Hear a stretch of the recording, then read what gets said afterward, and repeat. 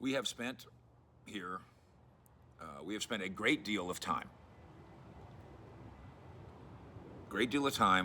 spent on the Cowboys tackles, the offensive line with Tyron Smith as a centerpiece. Cowboys assume, believe, think he's coming back.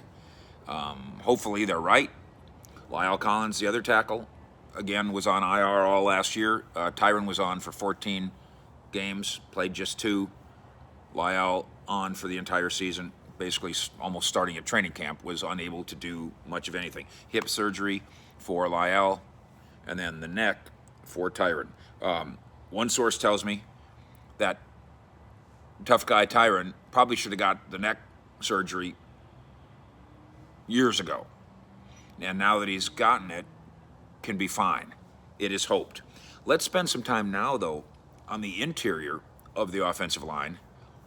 And let's go to this is an ESPN and Pro Football Focus project where they team up and they're trying to find the best fit new team for big free agents. And they're talking about positional need.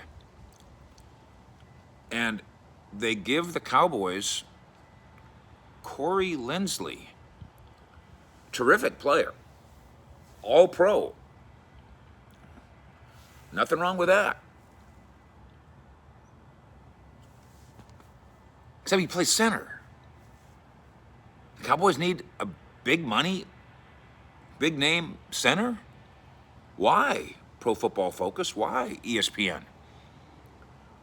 And I'm truly scratching my head trying to figure out what am I missing here that would cause those two fine organizations to team up to give the Cowboys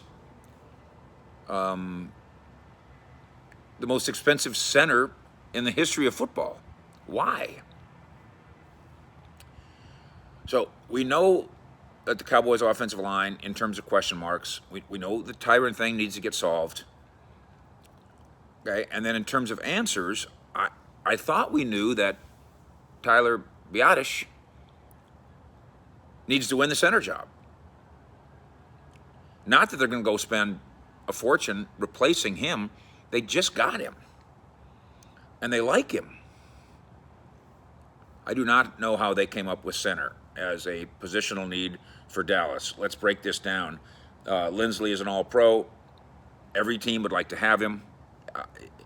If he wants to, if it's his dream to be a Cowboy, come on, and you'll make our offensive line better. But that's not where the Cowboys are investing money, in another center. And I say another because look at the collection they have.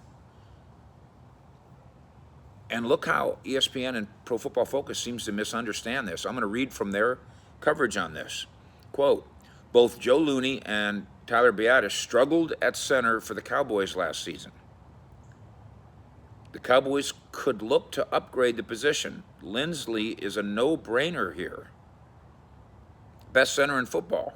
They put down his grades, and he's the only center with this great pass blocking grade and all the rest.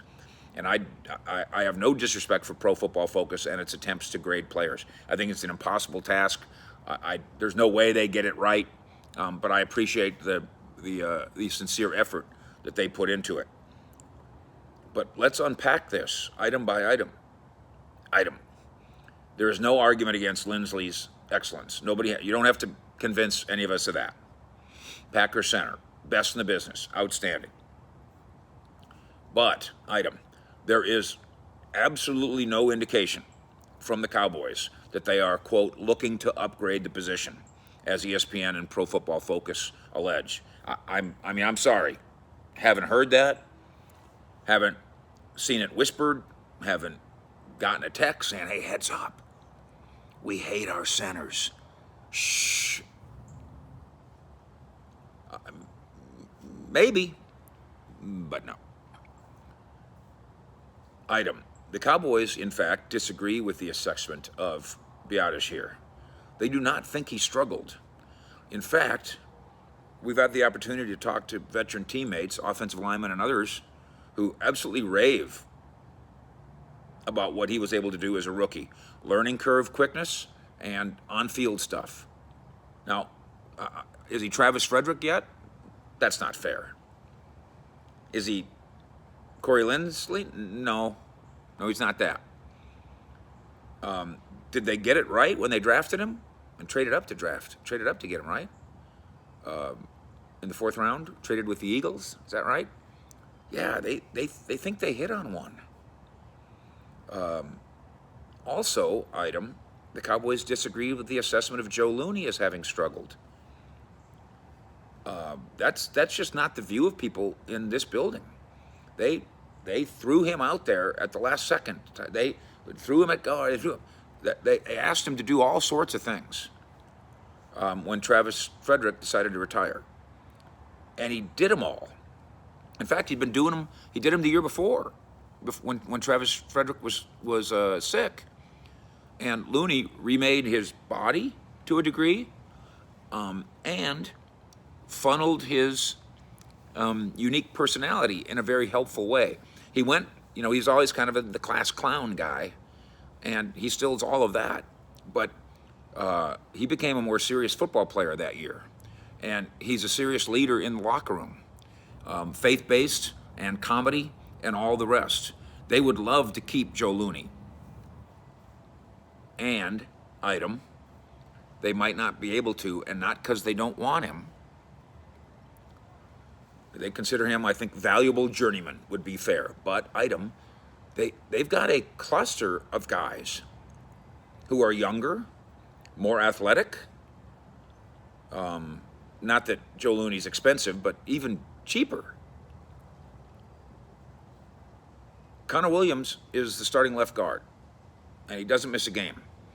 And if they somehow got better at guard, he could start at center. He would go compete with Biadasz. Connor McGovern can play the spots inside the line, and there's more of them. It's just not a position of need. Biadasz, Looney, who they'd like to have come back, and the Connors and other kids, and I think they're going to probably hand this thing to Biadasz, and maybe never look back. The bottom line here is that the Cowboys really do believe that their transition from Travis Frederick to the fellow Wisconsin product, Biadasz, is in the process of being a smooth one, and that in the end we're going to all look back and say what a steal that was in the 4th round, that they got Travis Frederick Jr. in the 4th round. And Cowboy fans hope they're right. We don't know they're right yet, but we know they think that, which conflicts with this concept being written about here. So let's assume that Corey Linsley is set to make a fortune in free agency, and assuming that he's not really on Dallas's radar. They can certainly look at drafting a tackle at 10. Rashawn Slater, Northwestern. They can certainly look at offensive lineman Hudson in the 2nd round. And then we've discussed here, in fact, we talked about it with Jim Mora. We'll bring you some of that visit coming up. The idea of trading up for Sewell from Oregon. And I said this to Sean and RJ the other day on 105.3 The Fan. If I'm a general manager or I'm an owner, and my personnel guy comes to me, Will McClay comes to me and says, that Sewell's going to go to like 10 Pro Bowls, 7 Pro Bowls, whatever. Yeah, I'm in. I'm moving up for that. And so there's things you could do with the Cowboys offensive line. So I'm not saying just everything's great, leave it alone. They got 5 Zach Martins. Not making that argument at all.